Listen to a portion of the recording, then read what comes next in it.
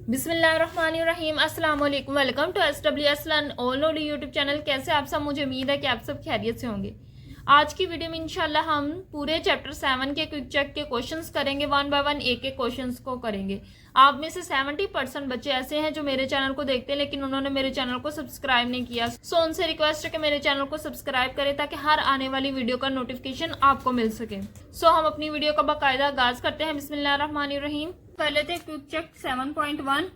What role does the activation energy play in the chemical reaction? Chemical reaction में activation energy का क्या role है? तो हमने अभी पढ़ा एक्टिवेशन एनर्जी का इफेक्टिव कुलियन के लिए रोल प्ले करती है। पहले जो आपने एक्टिवेशन एनर्जी की अभी जो डेफिनेशन पढ़ी उसको activation energy is the minimum amount of energy required for an effective कुलियन between the reacting species. Reactant molecules के दरमियान अफेक्टिव कुलियन के लिए जितनी एनर्जी चाहिए उसको हम कहते हैं activation energy. It act as energy barrier. Activation energy ना एनर्जी बैरियर है, इसको हमने पार कर लिया तो रिएक्शन हो जाएगा। अगर इस बैरियर को अगर हम पार नहीं कर सकते तो रिएक्शन नहीं होगा।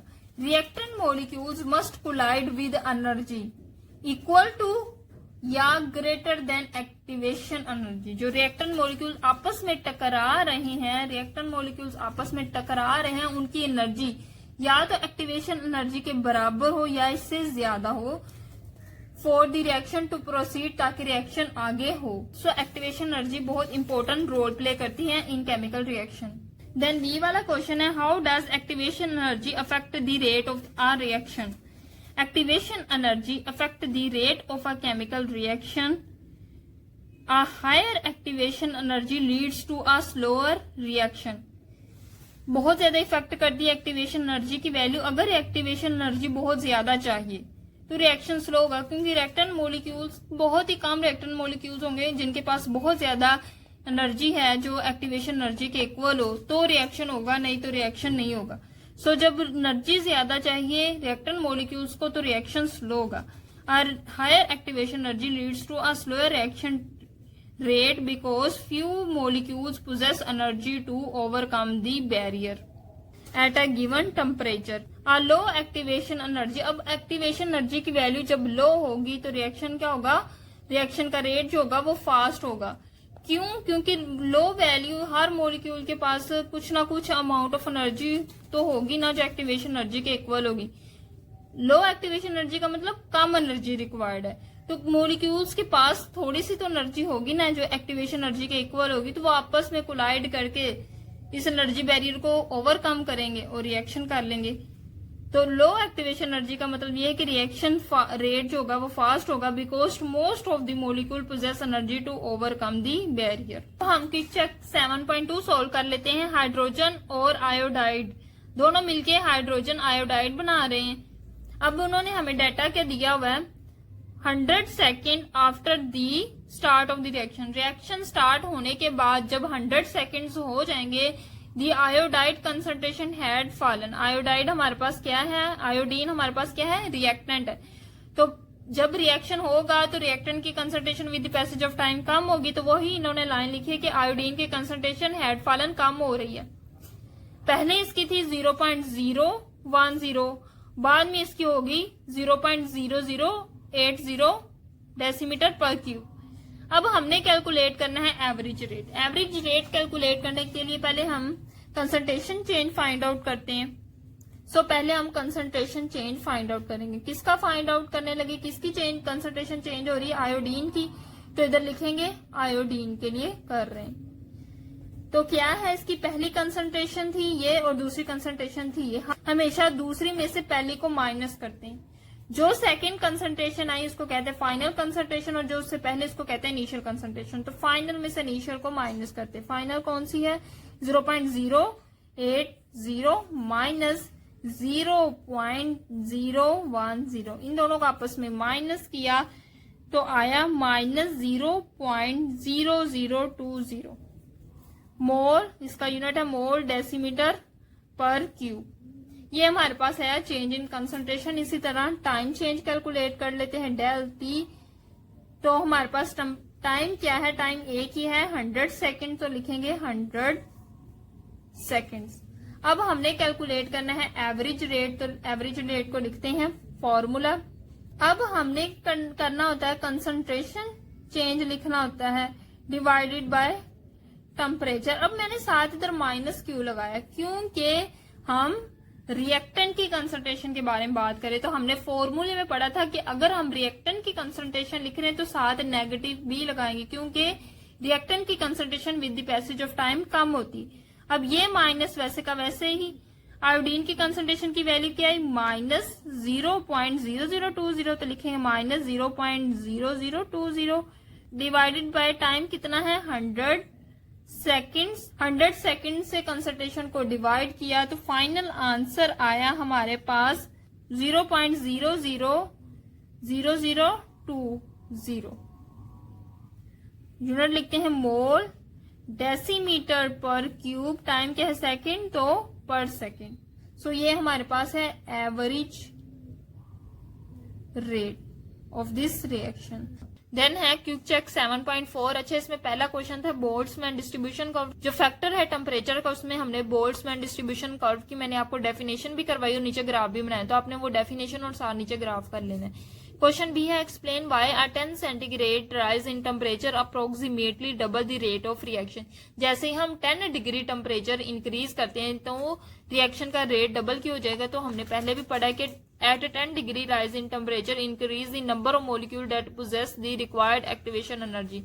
मोलिक्यूल्स के नंबर इंक्रीज हो जाएगा जिनके पास एक्टिवेशन एनर्जी जितनी वैल्यू होगी फॉर द रिएक्शन टू ओकर। The reacting particles move around more quickly. जैसे ही टेम्परेचर इंक्रीज करेंगे वो ज्यादा तेजी से मूव करेंगे at high temperature resulting in मोर कुलियन। कुलियन भी ज्यादा होगी जिसकी वजह से सक्सेसफुल कुलियन की जो वैल्यू वो भी इंक्रीज हो जाएगी और रिएक्शन का जो रेट है वो डबल हो जाएगा। देन है quick check 7.5 can a catalyst consume in a chemical reaction why और वाई नॉट। अच्छा, कंज्यूम का मतलब है यूज। सो हमने पढ़ा था कि कैटालिस्ट जो है वो केमिकल रिएक्शन में यूज नहीं होता। No, a catalyst is not consumed in a chemical reaction because it participate। ये क्या करता है, केमिकल रिएक्शन में पार्टिसिपेट करता है, लेकिन केमिकल रिएक्शन का जो मैकेनिज्म होता है जिसमें हम एक एक स्टेप पढ़ते हैं तो उसमें हम देखते हैं कि जो कैटलिस्ट है ना ये यूज जरूर होता है। शुरू में ये रिएक्शन में पार्टिसिपेट करता है लेकिन एट द एंड जब प्रोडक्ट बनते हैं जो कैटलिस्ट होता है ये हमें दोबारा मिल जाता है, ये रीजनरेट होता है। इसलिए हम कहते हैं कि कैटलिस्ट जो है रिएक्शन को तेज करता है लेकिन खुद यूज नहीं होता। It participate in reaction mechanism, ये रिएक्शन के मैकेनिज्म में पार्टिसिपेट करता है बट इट रीजनरेटेड, ये दोबारा रीजनरेट होता है back to its original form at the end, ये दोबारा रीजनरेट होता है अपनी ओरिजिनल फॉर्म में। ये क्या करता है, बाय लोअरिंग दी रिएक्शन एक्टिवेशन एनर्जी, ये रिएक्शन की एक्टिवेशन एनर्जी को कम करता है। It speed up rate of reaction without being used up in the process, ये रिएक्शन की स्पीड को फास्ट करता है लेकिन खुद यूज नहीं होता। देन सेकेंड क्वेश्चन है explain weather the reaction below is an example of heterogeneous और होमोजीनियस कैटालाइसिस। अब एक रिएक्शन दिया गया, हमने ये बताना कि होमोजीनियस है या हिट्रोजीनियस कैटालाइसिस है। सो सिंपल, सल्फर डाइऑक्साइड और ऑक्सीजन मिलके सल्फर ट्राइऑक्साइड बना रहे, ये SO3 है। अब ये देखो जो रिएक्टेंट है वो है गैसियस फेज में, लेकिन जो कैटलिस्ट है वो सॉलिड फेज में। दोनों का फेज क्या है, डिफरेंट। दोनों का फेज डिफरेंस होने की वजह से ये क्या है, हिट्रोजीनियस कैटालाइसिस। हिट्रोजीनियस कैटालाइसिस है क्योंकि because catalyst is in solid phase and reactant are in gaseous phase. Reactant का फेज जो है वो गैसियस फेज है जबकि जो कैटलिस्ट है वो सॉलिड फेज में। दोनों का फेज डिफरेंट होने की वजह से जो प्रोसेस है उसको कहते हैं हिट्रोजीनियस कैटालाइसिस। देन है question number C, draw an energy profile diagram to show a typical uncatalysed reaction and an enzyme catalysed reaction. So अपने जो डायग्राम है उसमें कैटालाइज्ड रिएक्शन को भी शो करना है और अनकैटालाइज्ड रिएक्शन को भी शो करना है। ये जो डायग्राम दी गई एनर्जी प्रोफाइल डायग्राम, ये बोथ दोनों के लिए, ये हमारे पास अनकैटालाइज्ड रिएक्शन के लिए इधर आप लिखेंगे अनकैटालाइज्ड। ये जो डायग्राम एनर्जी प्रोफाइल डायग्राम ये कैटालाइज्ड और अनकैटालाइज्ड बोथ रिएक्शन के लिए। सो आपने यही एनर्जी प्रोफाइल डायग्राम करनी है इस क्वेश्चन में। देन है क्विक चेक 7.6। पहला क्वेश्चन है how order of reaction is derived from rate law.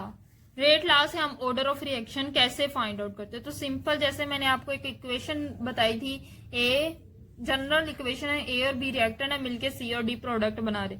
तो रेट लॉ के मुताबिक रेट इक्वेशन क्या आएगी, रेट इज इक्वल टू के, रिएक्टेंट की कंसंट्रेशन, रिएक्टेंट है ए और बी, दोनों के ऊपर कोई ना कोई पावर आएगी। अब ये जो पावर है एक्स और वाई, ये क्या है, एक्सपेरिमेंटली डिटरमाइंड वैल्यूज होती हैं। अगर हम देखें तो ये एक्स क्या है, ये कह रहा है कि order of reaction with respect to A, क्योंकि एक्स जो है वो ए की पावर है, तो एक्स क्या है, order of reaction with respect to A. इसी तरह वाई देखे तो ये वाई बी की पावर है, तो कहेंगे वाई क्या है, order of reaction with respect to B. अब अगर ओवरऑल ऑर्डर ऑफ रिएक्शन निकालें तो ये जो एक्सपोनेंट है एक्स और वाई, इन दोनों को हम ऐड कर देते हैं, सिंपल जैसे एक्स और वाई को ऐड कर दिया। तो इस तरह हम किसी भी इक्वेशन से ऑर्डर ऑफ रिएक्शन डिटरमाइन कर सकते हैं by using rate law. Explain what is meant by specific rate या rate constant of a reaction, how it is represented in the rate equation. Simple, हमने रेट कांस्टेंट के पीछे definition पढ़ी थी। Rate constant is proportionality factor in the rate law that quantifies the reaction speed at a given temperature. Simple, हम इसको represent कैसे करते हैं, जनरल इक्वेशन रख के, जनरल इक्वेशन लिखे और ये जो रेट है रेट लॉ के मुताबिक वो लिखे रेट इक्वेशन। इसमें हम बताएंगे ये जो के है, के इज दी रेट कांस्टेंट, के हमारे पास क्या है, रेट कांस्टेंट। अब हम कर लेते हैं क्विक चेक 7.7। पहला क्वेश्चन है consider the following rate expression. हमें रेट एक्सप्रेशन दिया गया, इसमें हमने पहली उन्होंने चीज पूछी, हमने ओवरऑल ऑर्डर ऑफ रिएक्शन भी कैलकुलेट करना है और हर रिएक्टेंट के हवाले से ऑर्डर ऑफ रिएक्शन भी बताना है। सो सिंपल, पहले हमारे पास इक्वेशन है rate is equal to k nitric oxide और अमोनिया की पावर 0। अगर हम देखें तो नाइट्रिक ऑक्साइड यानी NO की पावर 2 है, यानी order of reaction with respect to NO क्या आएगा, 2। इसी तरह अमोनिया की पावर है 0, फिर क्या होगा, order of reaction with respect to ammonia क्या आएगा, 0। ओवरऑल ऑर्डर ऑफ रिएक्शन क्या होता है, दोनों को ऐड करे, दोनों एक्सपोनेंट को, तो इधर है 2 प्लस 0, 2 प्लस 0 आ जाएगा 2, यानी ओवरऑल ऑर्डर ऑफ रिएक्शन क्या है, 2। इसी तरह सेकंड एक्सप्रेशन है ये रेट इज इक्वल टू के, इसी तरह इसकी BrO3 की कंसंट्रेशन, ब्रोमीन नेगेटिव की कंसंट्रेशन, H प्लस की कंसंट्रेशन, इनके ऊपर पावर भी दी गई। अगर हम एक एक रिएक्टेंट के हवाले से देखें तो order of reaction with respect to BrO3 तो क्या आएगा, 1, क्योंकि इसकी पावर कुछ नहीं है, जहां कुछ नहीं होता वहां पावर होती है 1। इसी तरह इधर भी 1 है। So order of reaction with respect to bromine ions क्या आएगा, 1। इसी तरह order of reaction with respect to H plus ions क्या आएगा, 2। Order of reaction with respect to H plus ion आ गया 2। तो ओवरऑल ऑर्डर ऑफ रिएक्शन क्या होगा, 1 प्लस 1, इन सब की एक्सपोनेंट को ऐड कर लो, 1 प्लस 1 प्लस 2 ऐड कर लिया तो आया 4। अब मैंने आपको बताया था फोर्थ ऑर्डर ऑफ रिएक्शन कभी भी नहीं हो सकता, सो हम कहेंगे कि फोर्थ ऑर्डर ऑफ रिएक्शन नहीं हो सकता, so this is third order reaction, this is third order reaction. ज्यादा से ज्यादा थर्ड ऑर्डर हो सकता है, थर्ड ऑर्डर से ज्यादा किसी भी रिएक्शन का ऑर्डर नहीं हो सकता। सो ये फोर्थ ऑर्डर ऑफ रिएक्शन नहीं है, ये थर्ड ऑर्डर ऑफ रिएक्शन है। देन है question number B, by the sum of coefficient of a balance chemical equation is not necessary important to give the order of reaction. Coefficient क्या है, simple, अगर मैं कोई इक्वेशन लिखूं, जैसे reactant A है, ये मिलके बना रहे हैं प्रोडक्ट्स, अब इनके आगे कोई ना कोई पावर कभी ना कभी लगी होती है, जैसे 3 लगी होती है, 2 लगी होती है, तो इसको हम कहते हैं कोफिशिएंट। तो वो कहते हैं रिएक्टेंट के आगे जो कोफिशिएंट होते हैं, बैलेंस केमिकल इक्वेशन, ये बैलेंस केमिकल इक्वेशन है, तो इसमें रिएक्टेंट के आगे जो कोफिशिएंट होते हैं इनका सम हमारे पास ऑर्डर ऑफ रिएक्शन नहीं होता। तो हाँ, इनका सम तो नहीं होता, हमने एक बात की थी एक्सपोनेंट का सम होता है। तो order of chemical reaction is not necessary the sum of coefficient, ये जरूरी नहीं है कि इन कोफिशिएंट के सम के इक्वल हो, कभी कभार इक्वल होता है लेकिन हर दफा इक्वल नहीं होता। of the balanced chemical equation because the order of reaction is determined experimentally not from the balanced chemical equation। हम क्या करते हैं, जो ऑर्डर है रिएक्शन का वो एक्सपेरिमेंटली डिटरमाइन करते हैं, बैलेंस केमिकल इक्वेशन से नहीं देखते। जैसे हमारे पास ये इक्वेशन है, तो इसमें रेट लॉ के मुताबिक रेट इक्वेशन क्या आएगी, रेट इज इक्वल टू आएगा के रिएक्टेंट की कंसंट्रेशन, दोनों रिएक्टेंट की कंसंट्रेशन आ गई, इन दोनों का कोफिशिएंट क्या है, H2 का कोफिशिएंट है 2 और नाइट्रिक ऑक्साइड का कोफिशिएंट है 2, दोनों के कोफिशिएंट को ऐड किया, 2 प्लस 2 आ जाएगा 4। अब कभी भी रिएक्शन का ऑर्डर क्या 4 नहीं हो सकता, तो मैंने एक्सपेरिमेंटली इनके एक्सपोनेंट की वैल्यू निकाली, तो हाइड्रोजन की I1 और नाइट्रिक ऑक्साइड की I2, तो 1 + 2 किया तो आया 3, यानी ऑर्डर ऑफ रिएक्शन क्या आया 3। तो ये रिएक्शन क्या है, थर्ड ऑर्डर रिएक्शन। ये सिंपल आपको एग्जांपल देने के लिए की थी कि कोफिशिएंट का जो सम होता है ये ऑर्डर ऑफ रिएक्शन नहीं होता, क्योंकि ऑर्डर ऑफ रिएक्शन हम एक्सपेरिमेंटली डिटरमाइन करते। अब हम कर लेते हैं क्विक चेक 7.8। सिंपल क्वेश्चन क्या है, consider a first order reaction with a half life of 15 minutes. Half life दी गई हमें 15 minute. If the initial concentration of reactant is, initial concentration भी दी गई। कैलकुलेट रेट कांस्टेंट, तो रेट कांस्टेंट कैलकुलेट करने के लिए हाफ लाइफ मेथड के लिए सिर्फ हमें हाफ लाइफ चाहिए। हम ये जो इनिशियल कंसंट्रेशन है ये इन्होंने हमें कंफ्यूज करने के लिए दिया, सो आपने कंफ्यूज नहीं होना। अगर हमें हाफ लाइफ पता है तो हम किसी भी रिएक्शन का रेट कांस्टेंट इजीली कैलकुलेट कर सकते हैं। सो सिंपल हाफ लाइफ कितने दिए गए 15 मिनट्स। अब हमें हाफ लाइफ चाहिए सेकंड में, तो हम क्या करेंगे, सेकंड में कन्वर्ट करने के लिए मिनट्स को सेकंड में कैसे कन्वर्ट करते, 60 से मल्टीप्लाई करते। 15 को 60 से मल्टीप्लाई करेंगे तो हमारे पास हाफ लाइफ आ जाएगी सेकंड्स में। इन दोनों को आपस में मल्टीप्लाई किया तो आया 900 सेकंड्स, यानी हाफ लाइफ क्या है 900 सेकंड्स। के की वैल्यू डिटरमाइन करनी, सिंपल इक्वेशन क्या है, फॉर्मूला आपने जरूर लिखना है 0.693 divided by half life. Half life की जगह हाफ लाइफ की वैल्यू पुट करेंगे 900 सेकंड्स, तो पुट कर दिया 900 सेकंड्स। दोनों को आपस में डिवाइड करेंगे तो आंसर आएगा 0.00077 पर सेकेंड।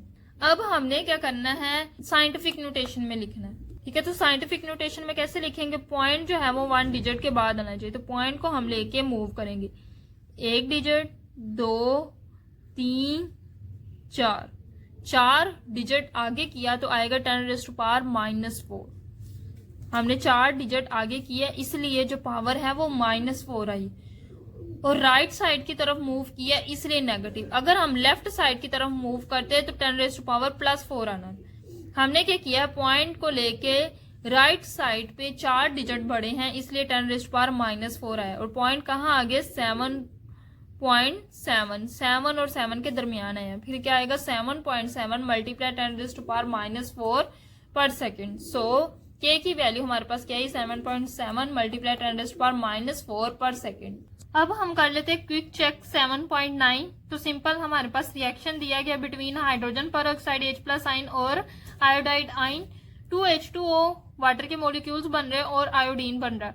अब according to rate law, rate equation क्या आई है, रेट इक्वेशन आई एक्सपेरिमेंट से, rate is equal to k, H2 की कंसंट्रेशन और आयोडाइड आयन की कंसंट्रेशन। H+ आयंस की कंसंट्रेशन हमने इंक्लूड नहीं की है एक्सपेरिमेंट से। अब हमने क्या किया, मैकेनिज्म लिखा। मैकेनिज्म से हमें पता चला ये स्टेप है स्लो, ये दोनों है fast step. Explain why mechanism is consistent with the rate equation. वो कह रहे हैं कि मैकेनिज्म जो है वो रेट इक्वेशन को सेटिस्फाई कर रहा है किस तरह। सिंपल सा आंसर है कि आप देखो मैकेनिज्म में सबसे स्लोएस्ट स्टेप कौन सा है, पहला वाला, तो हम कहेंगे ये रेट डिटर्मिनिंग स्टेप है। इसी से हमारे पास रेट इक्वेशन आएगी, तो इसमें रिएक्टेंट कौन कौन से हैं, H2O और I नेगेटिव। तो इसी तरह रेट इक्वेशन में H2O2 की कंसंट्रेशन आई और I नेगेटिव की कंसंट्रेशन आई। ये H2O2 और I नेगेटिव है, इन दोनों का आपस में रिएक्शन हुआ और हमारे पास वाटर मॉलिक्यूल और आईओ नेगेटिव बना। ये स्टेप था स्लो, इसके रिएक्टेंट की कंसंट्रेशन लिखी और यही हमारे पास रेट इक्वेशन आई। सो बहुत सिंपल सा आंसर है, the proposed mechanism is consistent with rate equation because the rate determining step which is the slowest step involves the reactant H2O2 and iodide ions and it according to rate law. इसकी rate equation क्या बनेगी, rate is equal to के, H2O2 की concentration और I negative की concentration. ये जो equation है रेट इक्वेशन, ये हमारी जो क्वेश्चन में रेट इक्वेशन दी गई उससे मैच करी, इस वजह से ये जो स्टेप है वो रेट डिटर्मिनिंग स्टेप। तो सिंपल इतना सा इसका आंसर है। सो ये थे कंप्लीट क्विक चेक के क्वेश्चन। मुझे उम्मीद है कि आपको हर क्वेश्चन अच्छे से समझ आया होगा। आपको इस पूरे क्वेश्चंस का PDF लिंक डिस्क्रिप्शन में मिल जाएगा, आपने वहां से पूरा PDF डाउनलोड कर लेना है। बस उससे पहले आपने वीडियो को कंप्लीट लाइव वॉच करना है। वीडियो अच्छी लगी तो वीडियो को लाइक करें और मजीद इसी तरह की वीडियोस के लिए मेरे चैनल को सब्सक्राइब करें। दुआ में जरूर याद रखिएगा। अल्लाह हाफिज।